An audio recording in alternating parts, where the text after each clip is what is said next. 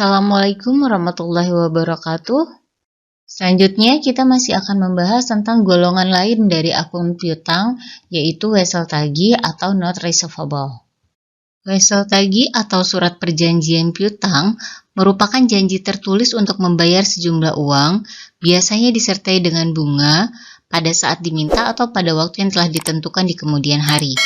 Nah, sebenarnya dari definisi wesel tagih ini kita bisa lihat ya karakteristik dari wesel tagih yang telah kita bahas sebelumnya, yaitu bahwa wesel tagih ini merupakan janji tertulis di mana janji ini dinyatakan dalam bentuk surat perjanjian piutang dan di sini ada bunga. Wesel tagih itu memiliki bunga, sementara kalau piutang biasa atau piutang usaha itu tidak ada bunga, bahkan memberikan diskon ya kepada pelanggannya. Yang harus kalian garis bawahi lagi adalah surat perjanjian piutang atau promissory note dapat diterima oleh perusahaan dari pelanggan untuk menggantikan piutang. Nah, di sini nih yang harus digarisbawahi bahwa surat perjanjian piutang ini dapat dijadikan untuk menggantikan piutang. Contohnya seperti ini. Misal tadi kita sudah pelajari bahwa ada piutang-piutang yang telah melewati batas jatuh tempo tapi belum dibayar juga nih sama pelanggan. Nah, kemudian pelanggan membuat surat perjanjian piutang ini sebagai bentuk janji bahwa dia akan melunasi piutang yang tadi sudah lewat dari jatuh temponya. Itulah kenapa surat perjanjian piutang ini disebut dapat digunakan untuk menggantikan piutang. Dalam hal ini, surat perjanjian piutang tersebut disebut sebagai wesel tagih. Yang kalian lihat ini adalah contoh dari promissory note atau surat perjanjian piutang yang diberikan oleh pelanggan kepada perusahaan. Nah, sekarang kita akan pelajari komponen apa saja yang ada di promissory note ini. Kita lihat dari yang paling atas ya. Ini ada angka, ada nominal. Nah, nominalnya sendiri ditulis dalam dua bentuk, dalam bentuk angka dan juga dalam bentuk terbilang. Ini adalah nominal dari piutang antara pelanggan dan juga perusahaan. Kemudian di sisi kanan kita lihat ada tempat dan tanggal.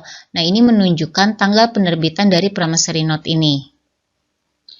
Selanjutnya kita lihat ada statement di sini, 90 days after that, we promise to pay to the order of Judson Company. Nah, kita lihat 90 days ini menunjukkan jangka waktu dari surat perjanjian piutang, di mana pelanggan berjanji akan membayar piutang dalam waktu 90 hari setelah tanggal terbit ini kepada Judson Company. Nah, Judson Company ini merupakan penerimanya nanti. Jadi, pelanggan akan membayar piutang sebesar 2.500 kepada Judson Company.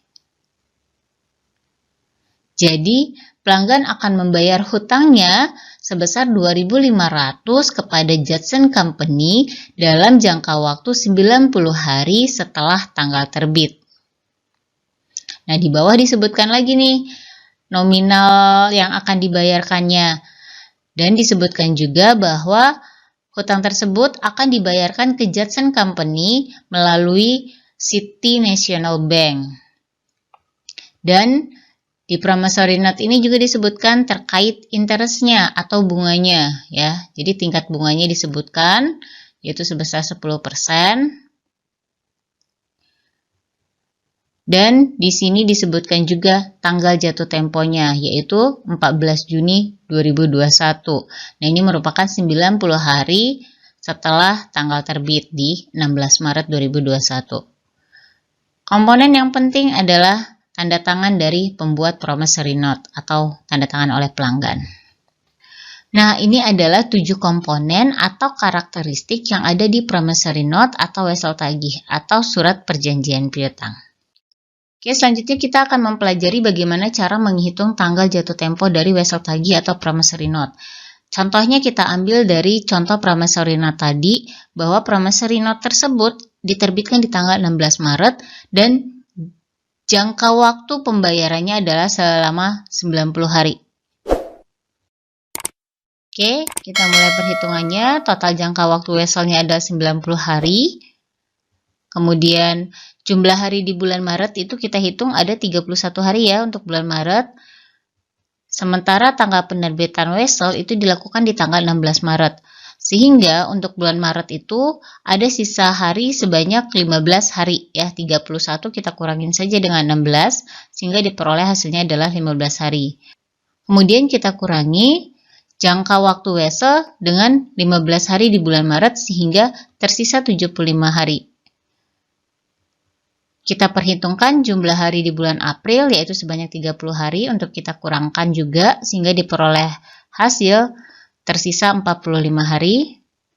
Kemudian kita perhitungkan bulan Mei sebanyak 31 hari sehingga tersisa 14 hari. 14 hari ini merupakan hari di bulan Juni. Sehingga jawabannya adalah tanggal jatuh tempo untuk promise note yang berjangka waktu 90 hari dan diterbitkan di tanggal 16 Maret adalah tanggal 14 Juni. Jumlah yang harus dibayarkan pada tanggal jatuh tempo disebut nilai jatuh tempo. Nah, untuk nilai jatuh tempo ini kita harus melihat juga berapa bunga yang dikenakan berdasarkan perjanjian yang telah dibuat di promissory note tadi.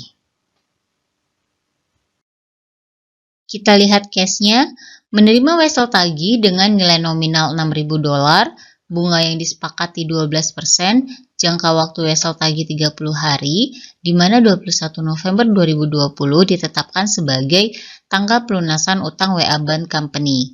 Nah, pertama, untuk mengetahui berapa nilai jatuh temponya, kita hitung dulu bunganya. Caranya, kita kalikan jumlah pokok dengan suku bunga, kemudian kita kalikan juga dengan waktu.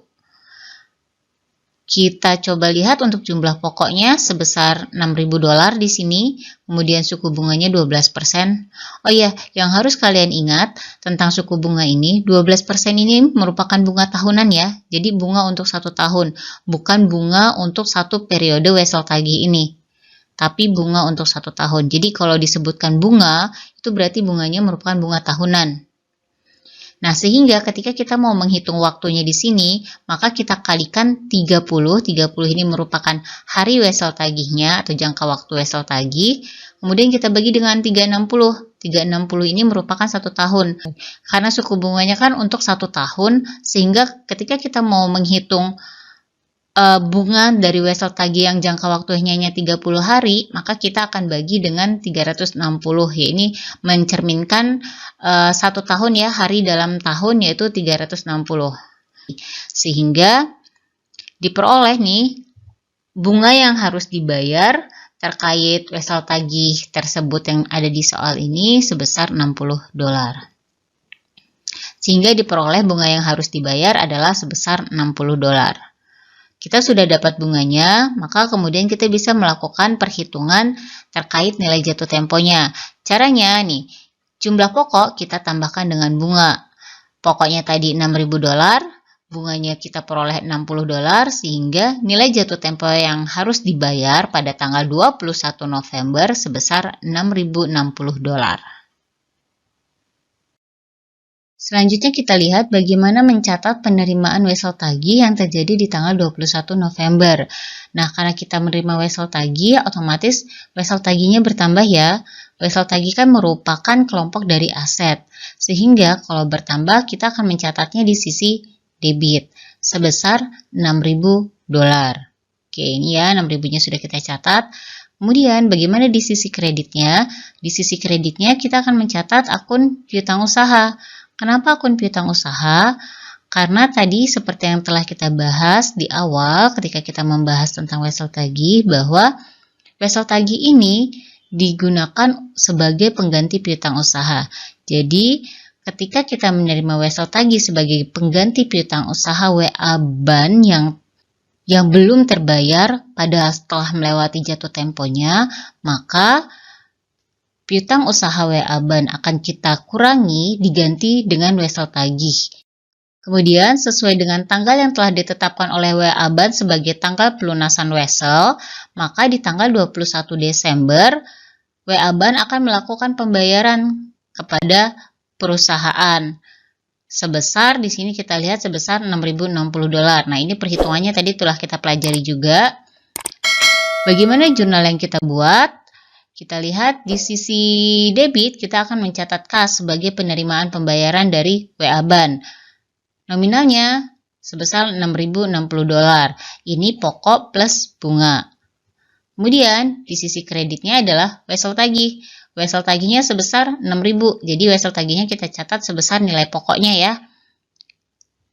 Dan ada pendapatan bunga sebesar $60. Nah, jadi ini adalah jurnal yang dibuat ketika WA Ban Company melakukan pelunasan atas wesel tagih yang diterbitkan di tanggal 21 November. Tapi, jika di tanggal 21 Desember ternyata WA Ban Company gagal untuk membayar wesel tersebut, maka jumlah pokok dan bunga wesel ditransfer ke piutang usaha. Sehingga jurnalnya akan kita catat dengan mendebit akun piutang usaha sebesar pokok dan bunga yaitu 6.060, kemudian wesel tagihnya sebesar 6.000 dan pendapatan bunga sebesar 60. Kita lihat contoh cash lainnya ya. Kali ini contohnya adalah wesel tagih berjangka waktu 90 hari, bunga yang disepakati sebesar 12%, diterima tanggal 1 Desember 2020 dari Crawford Company untuk melunasi hutangnya yang bersaldo $4.000. Nah, jurnalnya yang akan kita buat adalah debit, ada akun wesel tagih sebesar $4.000, kemudian di kreditnya piutang usaha Crawford Company sebesar $4.000. Case selanjutnya masih terkait dengan case yang sebelumnya, yaitu kita mengasumsikan bahwa periode akuntansi berakhir pada 31 Desember 2020. Ini artinya adalah dibutuhkan ayat jurnal penyesuaian untuk mencatat bunga akrual di akhir periode akuntansi 31 Desember 2020. Jadi kan tadi wesel tagih dari Crawford Company tersebut diterbitkan di tanggal 1 Desember 2020 dan jangka waktu wesel tagihnya adalah 90 hari yang artinya bahwa wesel tagih tersebut baru akan jatuh tempo di tanggal 1 Maret 2021. Nah, 1 Maret 2021 sementara periode akuntansinya berakhir di 31 Desember 2020. Oleh karena itu kita harus mengakui pendapatan akrual dari wesel tagih tersebut di 31 Desember 2020 ketika melakukan tutup buku. Nah, cara menghitungnya seperti ini. Pokoknya 4.000, pokok piutang 4.000 kita kalikan dengan persentase bunganya dan dikalikan dengan jumlah harinya. Jumlah hari kan dari 1 Desember ke 31 Desember itu berarti 30 hari. Makanya di sini kita hitung bunga untuk 30 hari. 30 kita bagi 360 sehingga diperoleh bahwa bunga yang bisa kita akui adalah sebesar $40. Kemudian kita catat di debit kita catat piutang bunga sebesar $40. Kemudian di kreditnya adalah pendapatan bunga sebesar $40. Ini adalah jurnal penyesuaian yang kita buat untuk mencatat pendapatan bunga dari wesel tagih di akhir periode akuntansi yaitu 31 Desember 2020. Selanjutnya, pada tanggal 1 Maret 2021 diterima pembayaran dari Crawford Company tersebut ya sebesar $4.120 untuk wesel tersebut. Di mana $4.120 ini diperoleh dari pokok wesel tagih sebesar 4.000 plus bunganya 120. Nah, kita buat jurnalnya. Debit kita catat kas sebesar $4.120. Kemudian di kreditnya wesel tagih berkurang sebesar nominal pokoknya.